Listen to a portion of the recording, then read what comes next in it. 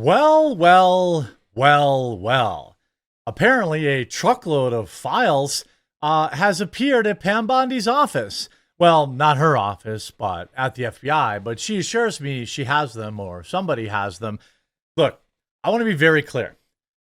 I am 100% open to saying I was wrong about Pam Bondi, and I hope I'm wrong.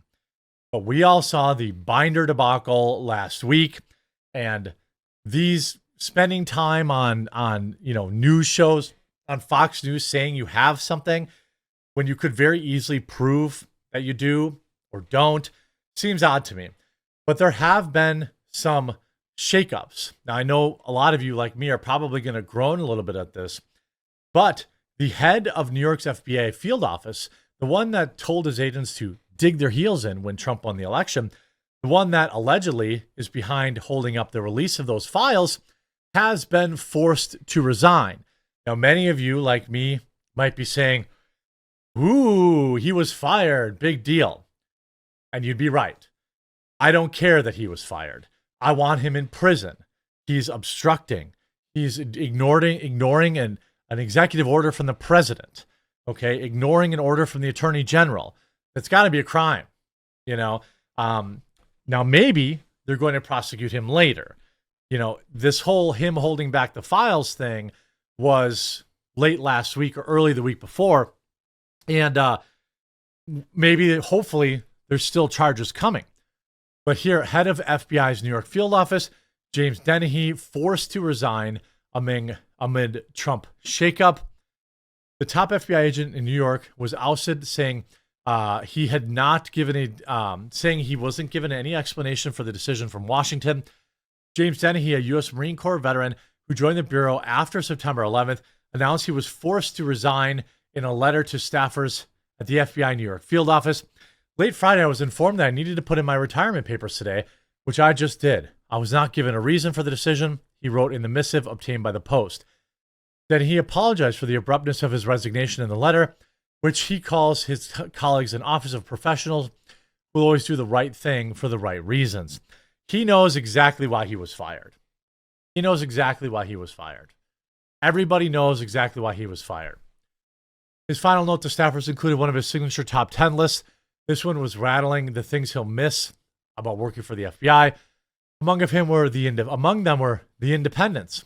Added to the timely message, we will not bend. We will not falter. We will not sacrifice what is right for anything or anyone. His departure marks the latest recent of exodus from the Bureau after the Trump administration took over.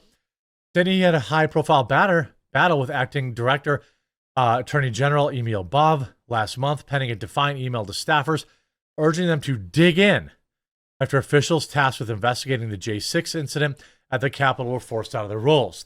Today, we find ourselves in the middle of a battle of our own, as people are being walked out of the FBI and others are being targeted because they did their jobs in accordance with the law and FBI policy. But that's not what they did.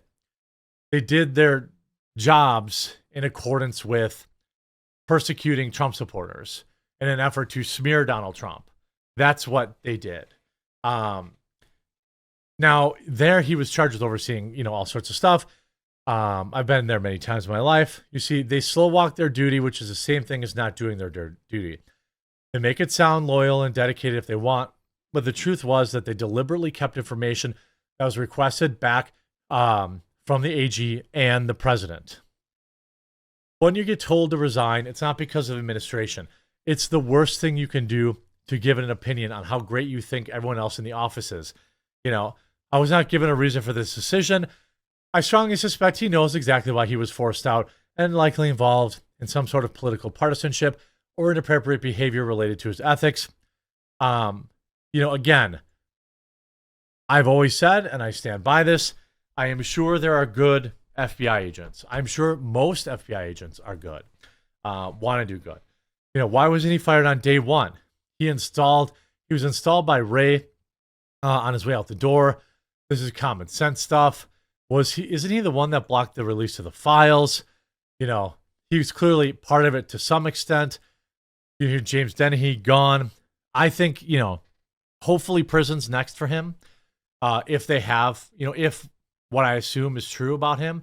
Then we have Pam Bondi simply announcing that she received a literal truckload of documents from the SDNY. On Friday, it's now in possession of the FBI. Cash is going to give me a detailed report as to why all these documents and evidence had been withheld. I'm not sure. Well, let's listen. We all did. And the FBI handed over a couple hundred pages of documents. But, Sean, I gave them a deadline of Friday at 8 a.m. to get us everything. And a source had told me where the documents were being kept, Southern District of New York, shock. So we got them all by, hopefully all of them, Friday at 8 a.m., thousands of pages of documents. I have the FBI going through them, and Cash is also, now that we have Cash here, it's a game changer, of course, and Cash is going to, Director Patel is going to get us a detailed report as to why the FBI withheld all of those documents. Well, it's pretty obvious. And by the way, I'm not sure, I talked about, if I go back to earlier this week, we know that hard drives, CD-ROMs, here, this is just from one place. We brought a saw. FBI found diamonds, cash, passports, CDs, and hard drives after cracking open safe in 2019 raid, of his Upper East Side townhouse. Where's that stuff? Now I would say Pam Bondi has provided a lot of talk. And again, I am 110% open to being wrong, to eating crow. I am. And this is something that I'm concerned that she said she got a truckload. Why didn't she just take a picture of the truckload of files and say, here, we've got it? They didn't do that. And then she doesn't actually have the files. She said she does. Forgive me for being skeptical. Okay, I want to be clear because I think people got frustrated because they were expecting more. You were expecting more, and you didn't find out less than 24 hours before the release. You got a whistleblower that confirmed that there were way more documents that they were supposed to turn over, and then you found out just before that. Well, sure. And you're looking at these documents going, these aren't all the Epstein files. There were flight logs, there were names and victims' names. And we're going, where's the rest of the stuff? And that. What's weird is why didn't she say that?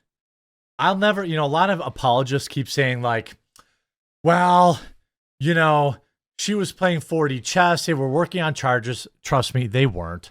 And at no point did she say, hey, the FBI said they were going to give me this stuff, and they didn't. She never said that until people are like, wait a minute, this isn't everything. So perhaps she was trying to buy Cash Patel some time, which I do find admirable, but I don't know. I'm just guessing, just like you. That's what the FBI had turned over to us. And so a source said, whoa, all this evidence is sitting in the Southern District of New York. Yep. So based on that, I gave them the deadline, Friday at 8, a truckload of evidence arrived. It's now in the possession of the FBI. Now, here's something very, very curious. Perhaps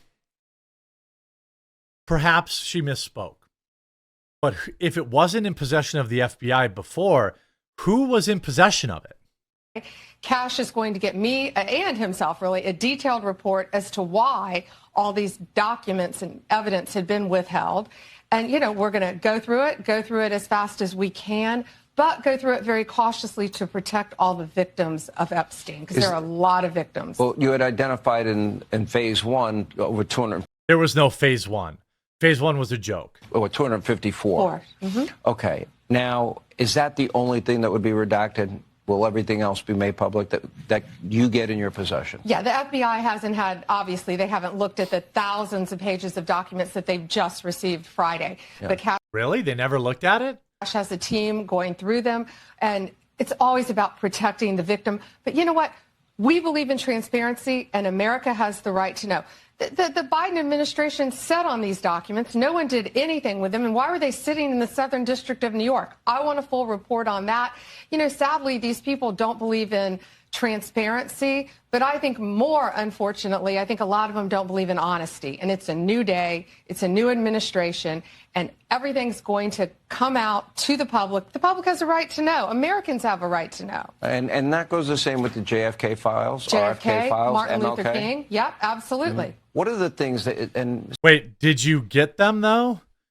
I have a feeling you did not get them yet. maybe some people don't understand the need to redact. In the case of a victim, that should be pretty obvious to people. Right. What are the other things that maybe you'd have to redact? Good on Hannity for pushing her here. Well, National security? no, of course, national security. National security. So anything that might strain our relationship with America's greatest ally or any of the other intelligence agencies that around the world, not just there, but in Europe, that were clearly participating in this. Grand jury information, which is always going to be confidential, but we'll see.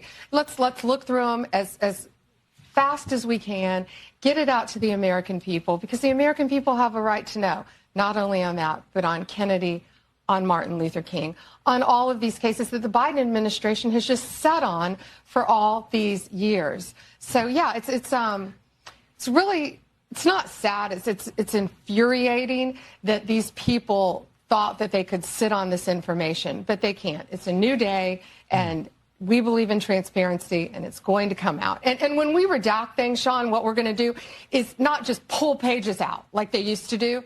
If something's redacted, you will know the line, and you will know why it's redacted, like a victim's name, identifying information of a victim. I mean, okay,